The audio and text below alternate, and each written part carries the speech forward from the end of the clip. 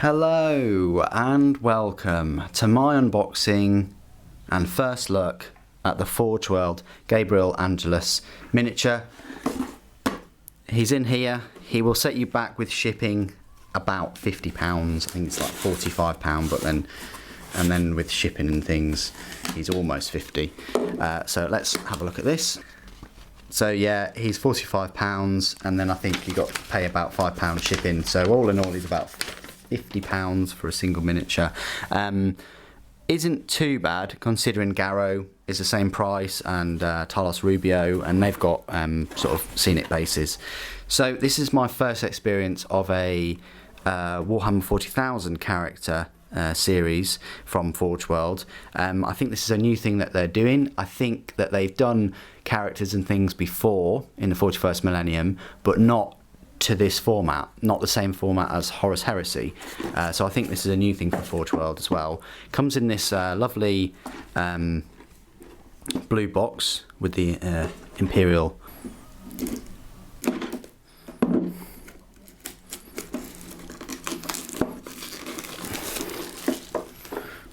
so there we go. And here is the little sheet that you get showing all the parts. It looks like Angelos is just one part himself. Then there's part of the base, another part of the base, another part of the base, his huge thunder hammer, and then his hand that attaches to the thunder hammer. So not many pieces at all. So it's going to be interesting to see how this model has come out detail-wise. I first previewed this at the Warhammer Fest back in the end of May, where they had a painted version, and yeah, there's a lot of interest around him, and I hope that they continue to do this with other 40k characters. I mean, there's no reason why they couldn't make a Forge World Primaris Felix, or, you know, it'd be nice to see Forge World make some Primaris things, you know, next year or something.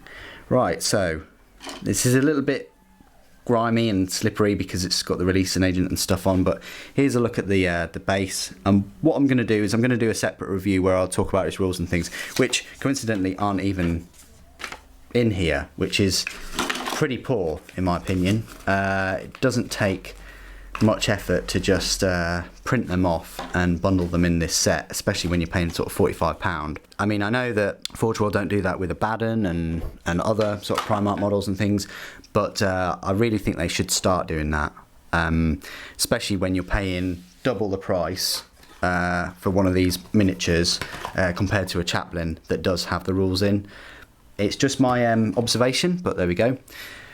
So this is the base. Very finely detailed. There's a skull there and an orc face plate kind of thing that's cracked.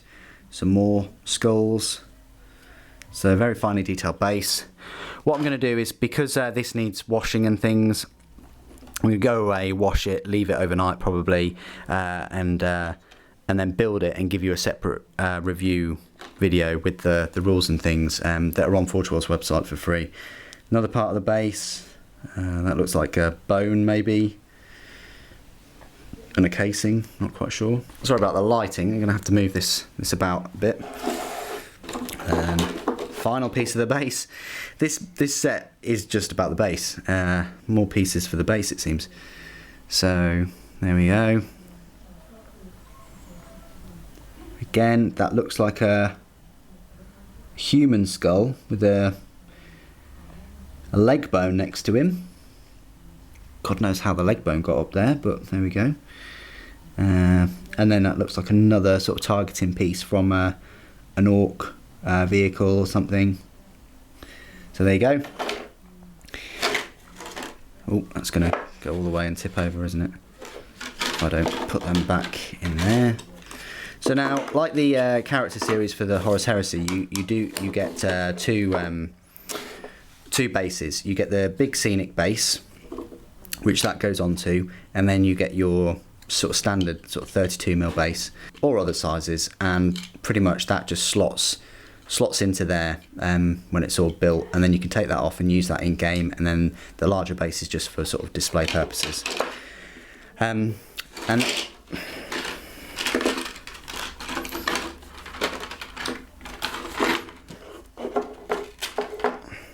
then this is the model of himself.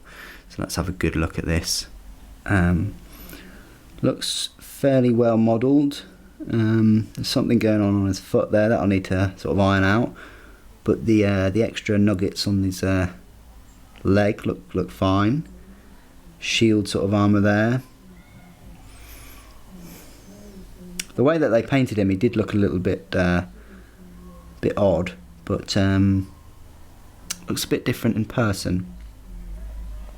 Lovely detail on the shoulder portrait. It's just fantastic that they can make a full miniature like this just with one mould with this much detail. Wow, look at all the creases and the cloak. Fantastic. And it looks like it's I mean, at face value you'd sort of think that with the armour pads that look like Cataphracti, but it's not. It's Tartarus. It's a modified version of Tartarus Terminator armour. I don't see a jump pack though. I know, I should stop with that, shouldn't I? It's getting a bit old, but nice bit of ribbon there along the length of the cloak and on the other side. Very nice attention to detail. That looked great, washed and highlighted. So yeah, lots of 3D sort of detail going into the depth of the model there. Yeah, it is a shame that the head isn't separate. I mean, it would have been nice because not everybody likes this head, especially not sort of painted like that. I mean, I'm not knocking the painting. I could never in a million years paint it as well as that, but if Forge World gave the option to have a helmeted version, then there we go. But it's Gabriel Angelos at the end of the day, guys. You know, you want to know that it's him with a, you know, with his face. But at the same time, if you had the option to have a helmet, then you could just use him as a standard sort of Terminator sergeant with the massive thunder hammer, which is what I'm going to do. He's not going to be sprayed red in the Blood Raven colours. He's going to be black, black and gold, and a bit of red. And then finally, the final pieces of the model, which is this all very sort of flimsy-ish haft of the thunder hammer with a couple of skulls. Well detailed. I love the, if you can see that, I love the extra sort of detail on the point there. Nice and raised. And then the thunder hammer itself, I love this, almost looks like one of those mallets, doesn't it? One of those mincer mallets, meat tenderisers. That is it. Gabriel Angelos with his heavy meat tenderiser. It's great for preparing orc meat, I've heard. So yeah, there you go. That's those pieces. So overall, pretty impressed just from technical point of view that they could make a model with this much detail just in one mould, and that the base comes in so many pieces.